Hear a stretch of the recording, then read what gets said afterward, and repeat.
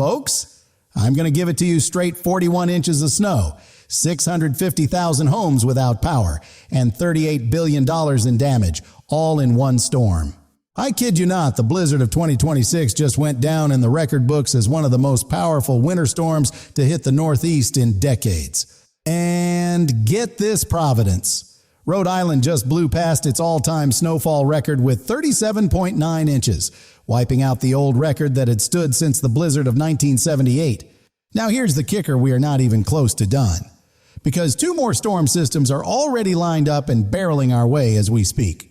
On top of that, and now I really need you to stick with me here, 2 separate comets from completely different ends of the solar system are both headed straight for the sun this April.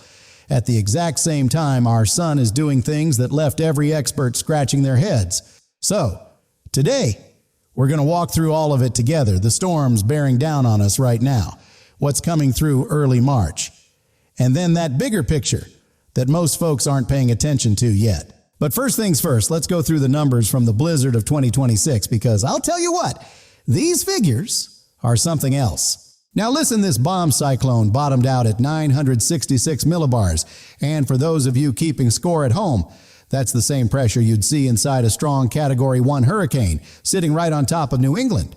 Blizzard conditions were verified at 19 official stations from New York all the way up to Massachusetts. We're talking Central Park, Boston, Logan, the whole 9 yards. Hurricane-force wind gusts hammered the coastline. Something fierce Nantucket hit 80 miles per hour and flat out knocked the weather monitoring equipment offline.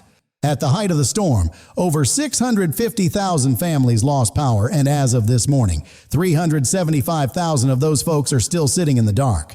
In Massachusetts alone, more than 275,000 homes and businesses are still without electricity, and the utility company is straight up telling people this is going to take several more days to fix. More than 10,000 flights got axed between Sunday and Tuesday, and if that wasn't enough, over 2,000 more were already canceled for today before most of us even had our morning coffee.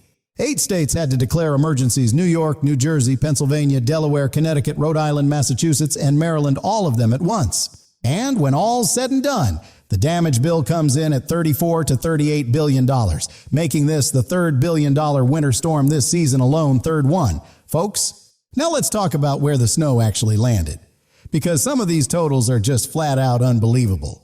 Rhode Island didn't just nick the old record, it ran right over it, with Providence coming in at 37.9 inches and leaving the 1978 number of 28.6 in the dust.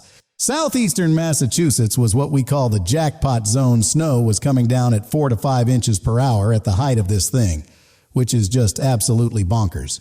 Fall River checked in at a whopping 41 inches. That's the single biggest snowfall total from this entire storm. And honestly, that number just doesn't feel real. New Bedford came in right behind at 37 inches, and all up and down Plymouth and Bristol counties, town after town was clearing 30 inches, no exceptions. Boston recorded 16.9 inches, which pushed the city past 60 inches for the season, and I'll tell you what, that's the first above-average snow year they've had in 4 years. Worcester is now sitting on over 6 feet of snow for the winter 6 feet, and the Boston Globe couldn't even get its Tuesday paper printed because the press in Taunton was buried under 29 inches. Out on Long Island, Central Islip logged 31 inches, the biggest single storm total ever recorded there, and Babylon came in just behind at 29.5 inches. And Central Park in New York City measured 19.7 inches. Which makes this the 9th biggest snowstorm in the city's history records going back to 1869, folks. And this one cracked the top 10. All right, now that we've chewed through the numbers, here's what you really tuned in for. What in the world is coming next? Heads up. Everybody, a fast-moving clipper system is crossing the Great Lakes right now, and it is heading straight for the Northeast. So more snow is on the way, whether we like it or not. I know y'all are bone-tired from digging out.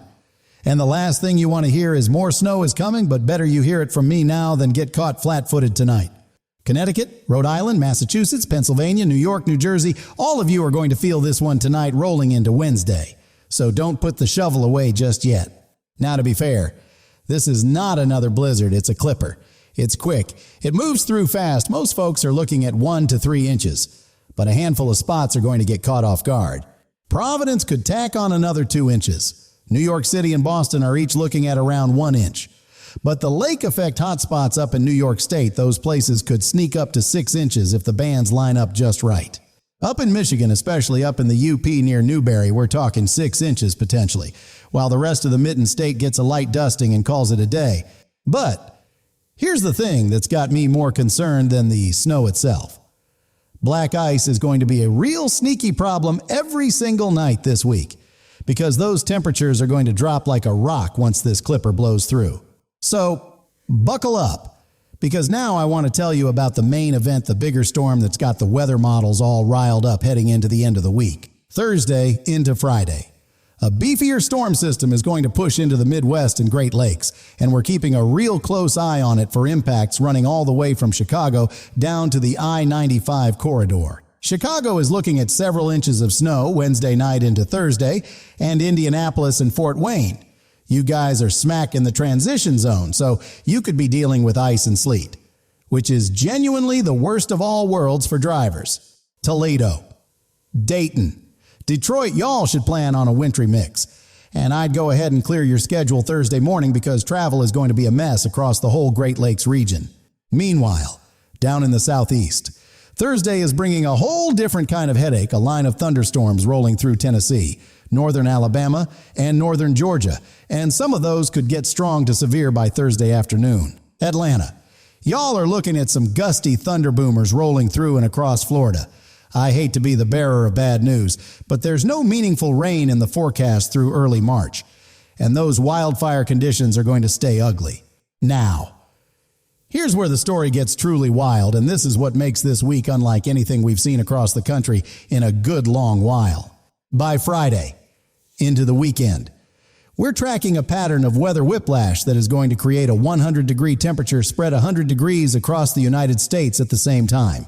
Southern Texas is brushing up against 90 degrees midweek, while the Northeast is dealing with wind chills below zero same country. Same day, 100 degrees apart. And that is something you just don't see every year. Dallas, Oklahoma City. Up into Colorado's Front Range, temperatures are running 20 to 30 degrees above average, and folks out there are walking around in shirt sleeves while New Englanders are still digging out of a blizzard. And speaking of the Southern Plains, the Ranger Road Fire Complex in Oklahoma and Kansas is still burning across more than 312,000 acres, and those dry, gusty conditions aren't letting up anytime soon. That said, don't go putting your winter coat in storage just yet. Down south, another cold front is going to come screaming down from Canada by the weekend and put a lid on all that warmth pretty quick. Hey, before we keep rolling, I want to hear from you. So drop your city down in the comments and tell me what's going on, where you live. What are you seeing out your window right now? Whether you're in Miami dealing with drought and smoke, or in Boston still staring at 3 feet of snow in your front yard, or in Denver watching that thermometer creep towards 70, holler at me down below. I read every single one. Shifting gears now to the West Coast, the Pacific Northwest is getting walloped by an atmospheric river that is throwing heavy rain and mountain snow at the region through Wednesday. Portland and Eugene are catching the heaviest of the rain, and the Cascades and Northern Rockies are absolutely stacking up snow. Some spots out in western Wyoming could see upwards of 5 feet up in the high country, which is a skier's dream come true. Northern California is dealing with heavy rain and mudslide risk in the foothills, and the Northern Sierra good news for the snowpack. But folks up in those foothill communities need to have a weather eye out. Southern California and Florida stay bone dry. The drought deepens, and that fire danger isn't going anywhere through the end of the month. Y'all know the drill by now. Now let's take a step back and look at the big picture, because the first 10 days of March are shaping up to be a real handful. And this is stuff you want to know before it knocks on your door. The polar jet stream is going to stay put and keep that cold air locked in tight across the upper Midwest. Northeast and into Canada, wind chills well below zero are going to be hanging around through the first week of March. No two ways about it. But here's the thing that changes the whole ball game going into mid-March. Pacific energy starts overriding that retreating Arctic air, and when those two air masses collide head-on, that's your recipe for a real significant storm. And sure enough, the models have been consistently pointing at a big weather event somewhere in the corridor from Chicago all the way over to Boston, Washington, D.C., up to Toronto. Columbus over to Montreal, we're talking about all of that in the day 6 to 7 window. Now, I'm going to level with you. Some models are showing a major nor'easter, Some are showing an ice storm in the Ohio Valley, and a few are even hinting at severe weather down in the Mid-South. The signal is loud and clear, but the fine print is still getting sorted out. Ohio, Pennsylvania, West Virginia, Maryland, Delaware, New England, New Jersey, New York, all y'all are in the zone we're watching like a hawk for potential snow, sleet, or freezing rain heading into early next week. We've also got a 15% probability of a winter storm showing up between Des Moines and Cleveland on the extended outlook Milwaukee down to Indianapolis, including Chicago, sitting right in the bullseye for a potential snowstorm come next Monday. If you're in Iowa, Illinois, Wisconsin, Indiana, Michigan, or Ohio, keep it right here, because this one is going to come into focus fast over the next 48 hours, and you don't want to be the last to know. Looking further on down the road, March is shaping up to be a real firecracker of a severe weather month. And this is the kind of heads up that can make a genuine difference if you take it seriously. Warmer than normal water temperatures in the Gulf and the East Pacific are going to pump moisture way farther north than usual dew points, pushing up into the Midwest by mid-March, and that's like pouring gasoline on a campfire for storm energy. If you live in the mid-Mississippi Valley, the Ohio Valley, or anywhere from Texas up into western Pennsylvania straight talk, you are ground zero for some nasty severe weather outbreaks in the back half of March. Tornado season is cranking up early this year. Folks, now is the time, not later, to make sure you've got multiple ways to receive severe weather warnings. And if you don't have a NOAA weather radio set up for your county, go get one this week. All right, now I'm going to take you somewhere completely different, because while all this is going on down here on the ground, something truly remarkable is playing out 93 million miles away, and I promise you, this is worth your time. Now listen carefully. Two unrelated comets from completely different parts of the solar system are both heading toward the sun this April, and the fact that they're showing up at the same time is one of the most unusual astronomical coincidences in recent memory. On April 4th, 2026, a comet called MAPS is going to reach its closest point to the sun, and when I walk you through just how close that is, I want you to really chew on the number for a second. This thing is going to pass within 900,000 to 1.4 million miles of the solar surface, and since the sun's outer atmosphere stretches several million miles into space, this comet isn't just swinging by the neighborhood, it's flying straight through the sun's corona. And the second Comet C/2025 R3, spotted by the Pan-STARRS telescope out in Hawaii, is making its own close solar pass that very same month, coming from a completely different neck of the solar system. Two comets, different origins, different paths, same window. Almost looks like they planned it, they didn't. Obviously, but you'd be hard-pressed to look at that and not do a double take. Now here's the part that really puts a bow on this whole thing. The sun these two comets are heading toward has spent the last 2 years doing things that left the experts flat-footed. Solar Cycle 25 was supposed to be a sleeper week. Quiet. Nothing to write home about. NASA and NOAA both figured it would be on par with Cycle 24, which was one of the quietest cycles in 100 years. Instead, right out of the gate, Cycle 25 outran every forecast. Sunspot counts ran way above the projections. Flare activity picked up. And then in May 2024, we got hit with a G5 geomagnetic storm. That's the top of the scale. The real deal. That G5 storm lit up the sky with auroras visible as far south as Florida, Texas, and parts of Spain in a solar cycle that was supposed to be a snooze fest. I'll tell you what, nobody saw that one coming. So, put it all together. Two comets arriving right at the peak of a solar cycle that has already proven it can punch well above its weight class. And you've got a situation that's genuinely worth paying attention to. Now what actually happens to Comet MAP's best case? It survives that solar dive and comes out the other side with a long, dazzling plasma tail. Could be the most spectacular naked-eye comet since Hale-Bopp back in '97, and a lot of us remember that one clear as day. Worst case, it breaks apart completely when it hits that heat and just fades to nothing, which is a real possibility. Because comets are about as predictable as a cat on a hot tin roof, and nobody's going to know until we get there. And I want to be real clear here, this is not doom and gloom talk.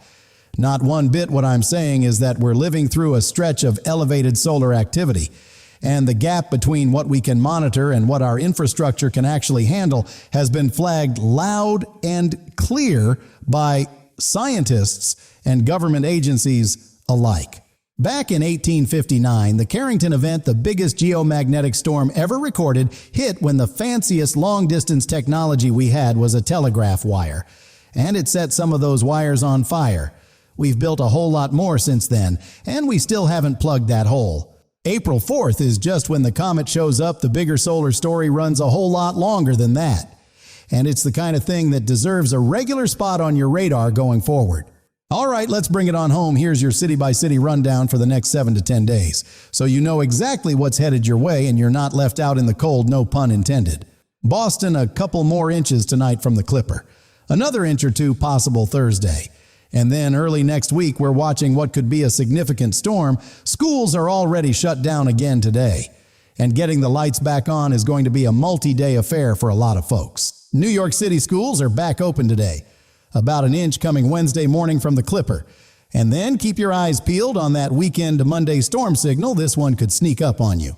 Philadelphia. The rough stuff is behind you now. A little melting on tap this afternoon. And then just a quick hit of snow or mix overnight from the Clipper before we turn the page to late next week. Chicago, listen up. Because this is your week to watch several inches of snow, possible Wednesday night into Thursday. And that storm signal for next weekend has you squarely in the crosshairs. Don't sleep on this one. Detroit, Toledo, Cleveland, y'all are looking at a wintry mix Thursday morning. And if you can work from home that day, I'd seriously think about it. Because getting around is going to be a real chore. Nashville and Atlanta, strong and gusty thunderstorms rolling through Thursday afternoon, so heads up for that. And then temperatures swing back to more reasonable territory by the weekend. Denver and the Front Range enjoy those mid-70s in the middle of the week, because it doesn't last. A cold front comes charging in by the weekend and dials things back down. And those wildfire conditions out on the eastern plains stay concerning in the meantime. Seattle and Portland, you're getting soaked through Wednesday from this atmospheric river, and the mountain passes are piling up big time. So if you're heading up into the Cascades, give yourself extra time and double-check those road conditions. Minneapolis and the northern plains, cold air has got a firm grip on you through the first week of March, and that Clipper is pushing snow showers through the Dakotas and southern Minnesota to close out February on a frosty note. Toronto and Ottawa, the Clipper is smacking you pretty good today. And then another system is bringing heavier snow into Ontario and Quebec for the weekend Halifax. You're still digging out and under a parking ban on top of it all. No matter where you're watching from, tell me your city down in the comments. Give me a sense of what you're seeing on the ground. And let me know if you'd like me to dig into the forecast for your specific neck of the woods. Still without power. Dealing with flooding. Got a storm bearing down on you and need the specifics. Sound off down below, that's what we're here for, and we'll get back to you. So, here's the straight-up bottom line on everything we covered today. The blizzard of 2026 busted records from Rhode Island to Long Island, knocked out power for over 650,000 families, scrubbed more than 10,000 flights, and rang up $34 to $38 billion in damage. And I want to be crystal clear, winter has not packed its bags and gone home the Clipper today. The Midwest storm Thursday.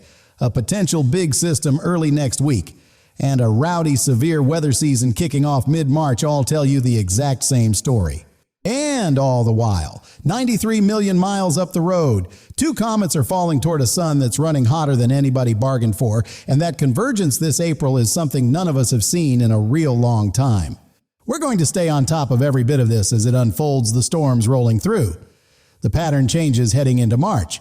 And that solar story that doesn't wrap up on April 4th. Take care of yourselves out there. Make sure you've got your weather alerts set up for your area, especially those of you down in tornado country. Because March is coming up fast and it is not fooling around this year. Drop your city below.